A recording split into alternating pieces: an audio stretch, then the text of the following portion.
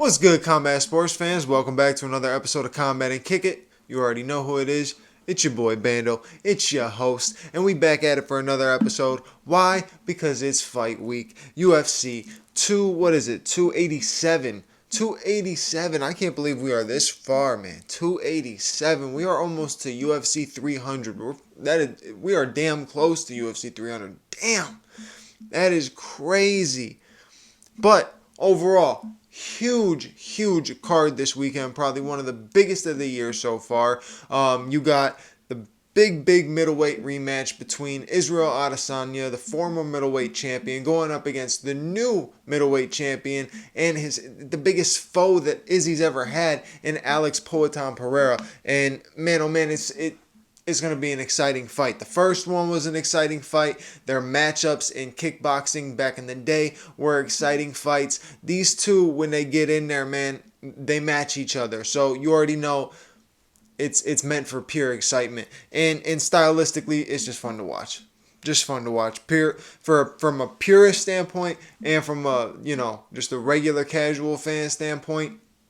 It's super fun to watch. So that's going to be an enjoyable matchup. We got the return of Jorge Masvidal in his hometown in Miami in the 305. That's huge. The UFC has not been to Miami in 20 years, and bringing it back with the hometown king with Jorge Masvidal, that's huge. But Jorge needs a win big time. He needs one big time. 0-3 in his last 3 fights. You know, it's unlike Jorge Masvidal to go 0-3 like that.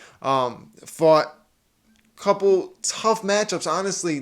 Tough matchups. You got 2 matchups against Usman back-to-back, and then you go up against Covington. Those are very tough matchups. And now he's going up against Gilbert Burns. This is no walk in the park. And obviously, you're going to be watching this video to hear my prediction, to hear my breakdowns, everything like that. So let's get right into it. Let's do it. So I want to break down this entire card, but it's a huge card, man. You got fucking crazy early prelims, all the way crazy prelims, all the way to the main card, crazy main card. So it's going to be an exciting night of fights. Opening the early prelims, you got Jacqueline Amarim versus Sam Hughes.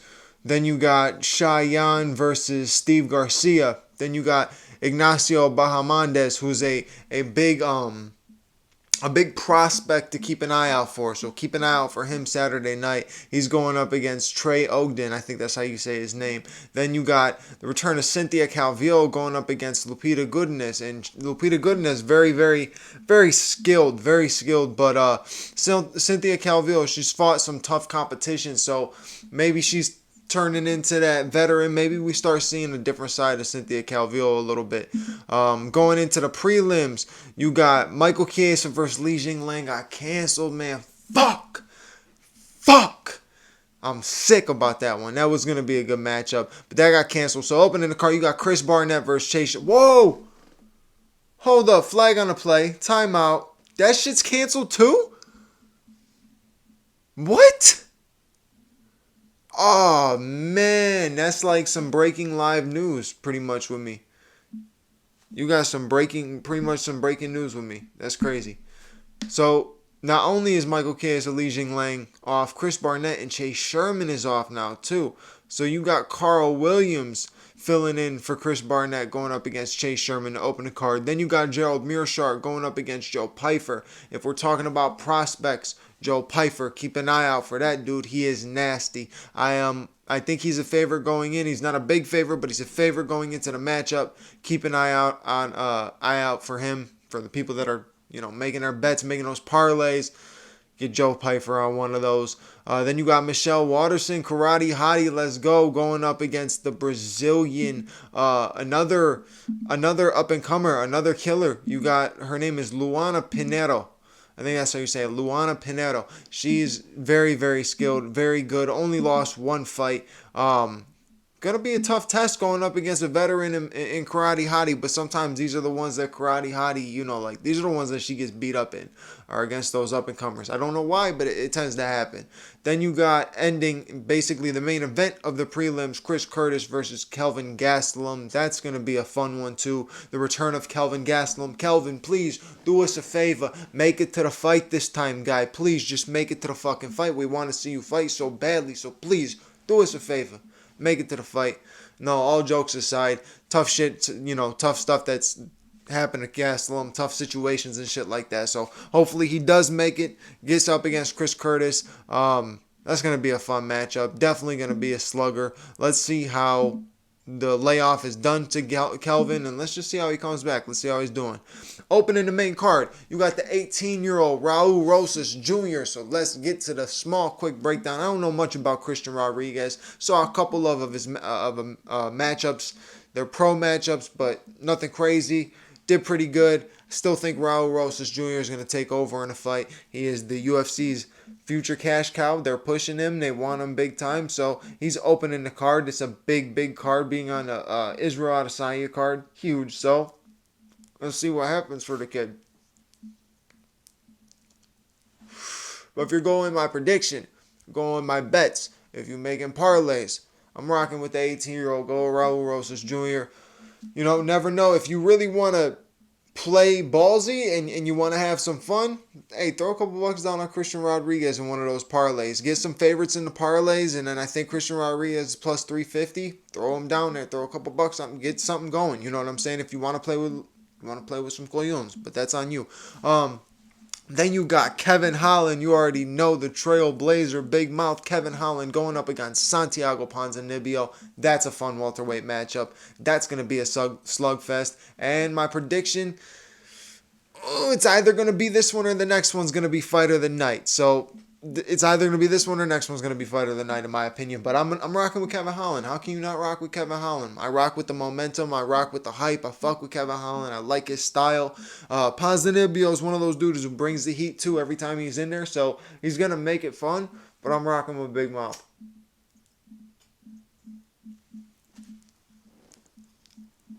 To think the more Kevin Holland wins, the better for fans, honestly.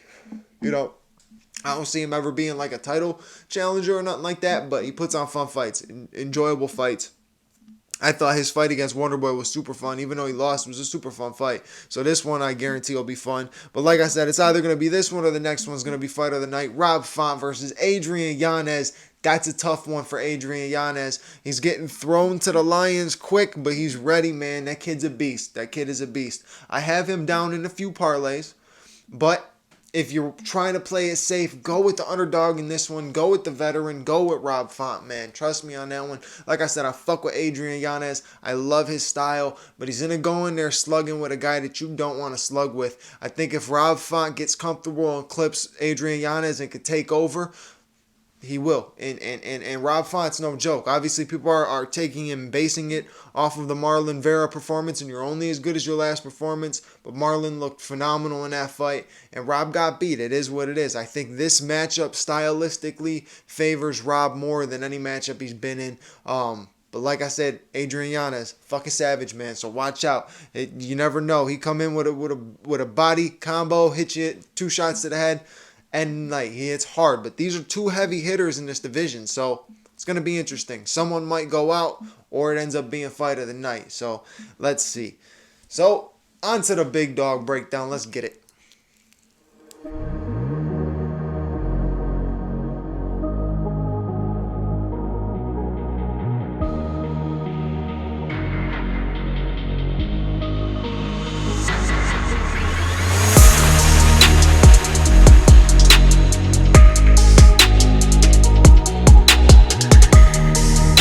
Alright, so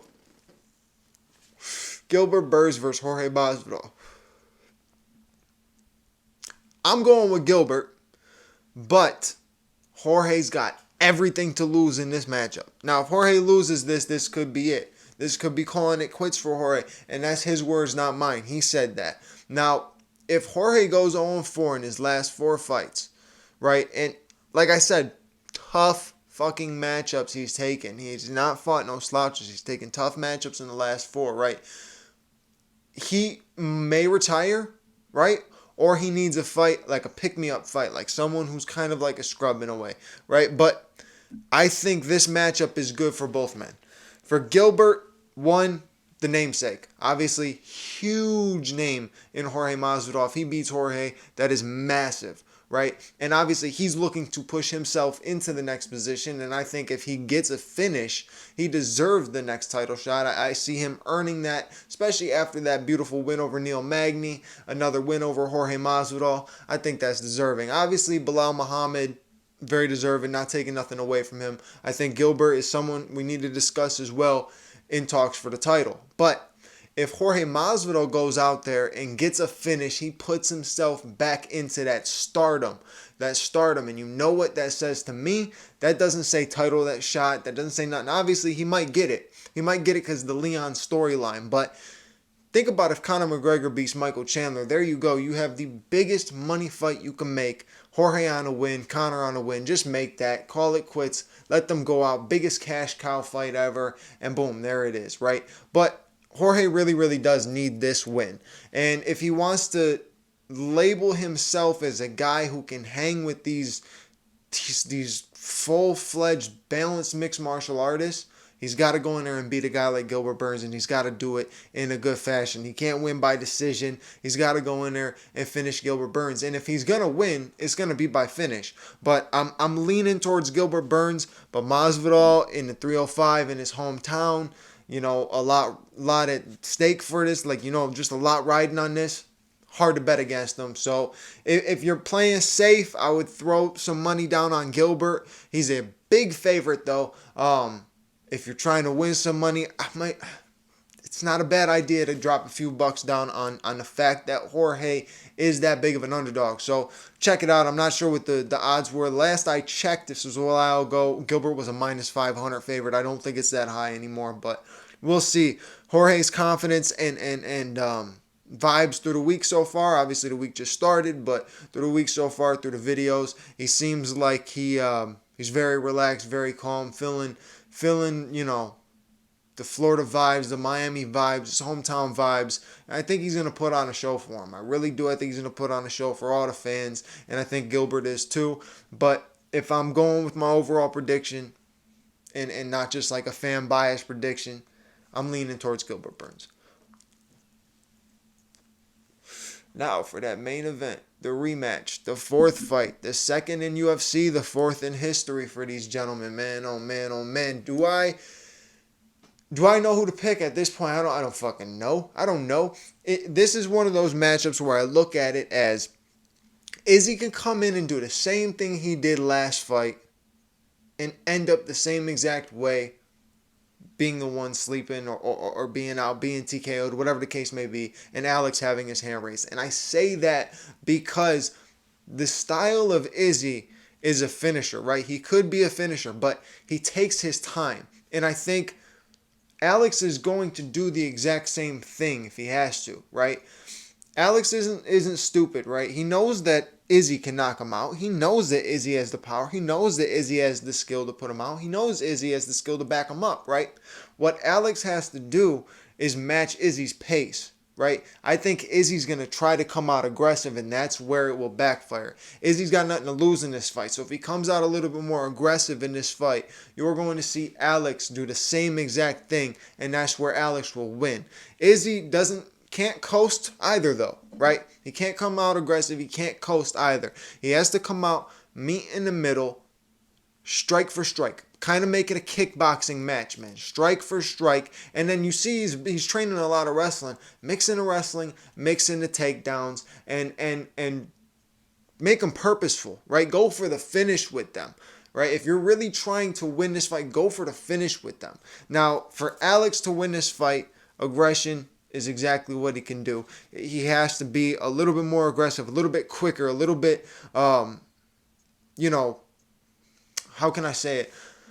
Like first to the shot. He has to get there first, right? I think if Izzy starts catching him early with jabs and stuff like that, he keeps him at a distance, right? But if Alex could get inside quick, close the distance, and get him in that same position that he had him in that 5th round where he was up against the cage, back against the cage, nowhere to move. I think Alex can do the exact same thing and end up landing a shot. You don't want to get hit by the left hand of Alex, right? But he throws good combination shots. He's tricky, and he's just as long and just as tall as Izzy. So it makes it for a difficult, thing for Izzy to actually get out of that position like he would against another guy. I think it is much easier for him to get around. But it's tough to say, man. It's very tough to say. Once you get hit by this guy, man, it looks like his hands just, they touch you and it's fucking dynamite. Who am I going with? Who am I betting on? Who am I taking in the end all, be all? I'm probably going to go with Alex, but at the same time, I wouldn't be surprised if Izzy was able to get him out of there. Because that's just the way Izzy does it, man. When you expect him to not do it, he can do it, right? Everybody expected him to get Alex out of there early, and he almost did. If the first round was 30 seconds longer, he probably would have got him out of there. But it wasn't, and he ended up losing in the 5th round. I think Izzy's just got to do what he does best, right? But so does Alex. It's obvious. It's kind of like a really dumb take. It's probably the dumbest take I've ever had. Both guys got to do what they're best at. Of fucking course, that's what they got to do.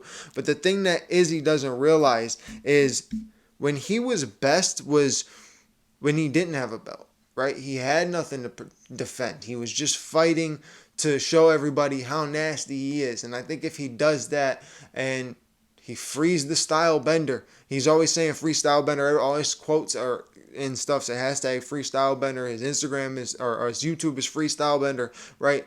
If he freestyle bender, he relaxes. He's calm in there. He's fluid. He's flowing in there. He's having fun and he stays evasive. He could win this fight. I mean, I don't know, man. This is a breakdown I really didn't want to do because I suck with these two because they are so evenly matched, and I think the only thing Alex has got Izzy on is power. So it's an evenly matched up fight, man. It's a tough one for me to break down. People keep asking me who you think, what do you think? I don't fucking know, man, because if you really look at it, it's not like Izzy was dominating that fight, and it's not like Alex completely destroyed him with the shots. It's a fucking close fight. It's a very close stylistic matchup. I don't think there's two guys in the UFC that you can put together in a fight that's more close stylistically than these two. And there's so much history in this. So I don't know. I'm leaning Alex, but would not be shocked if Izzy can get it done in 1 or 2. Alex could if Alex is slow starting like he did in the other fight, I don't know. You know what I'm saying? That's why I say Alex has got to be a little bit more aggressive. He's got to be on a pace. He's got to go for the finish right away. He knows he can hurt him. So if he does just go and fucking do that, he's going to knock him out. That's what I would think. But the fuck do I know? I just watch fights, right? I just watch fights. I break them down. And I hope my breakdowns and my predictions are good. And I hope the stuff that I tell you to put in your parlays hit, because half the time I make these parlays, they don't hit. I would read all my parlays out, but I would have to do that on another video because it would probably take me 30 minutes because I made a fuck ton of parlays for this card coming up on Saturday. As backup to the backup to the backup to the backup to the backup to the backup to the backup. So hopefully I win something. I feel like I can't lose. There's some way I got to win, right? But either way, it's going to be a fun night of fights. I'm going to enjoy it. I know you're going to enjoy it. And you're going to see me on Sunday or Monday, whenever. We're going to see you after the fight. We're going to have a breakdown, of course, a review, as always. And we'll see how many I got right. We'll see what I was right on. We'll see what actually happens in this main event. We'll see if it's as crazy as it's making my mind when I try to break it down. Maybe I'll come with an even better prediction or breakdown of just the main event and do it again or something before Saturday.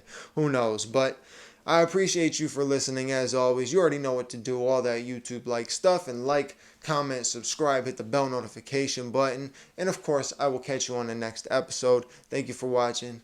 Talk to you later. Peace.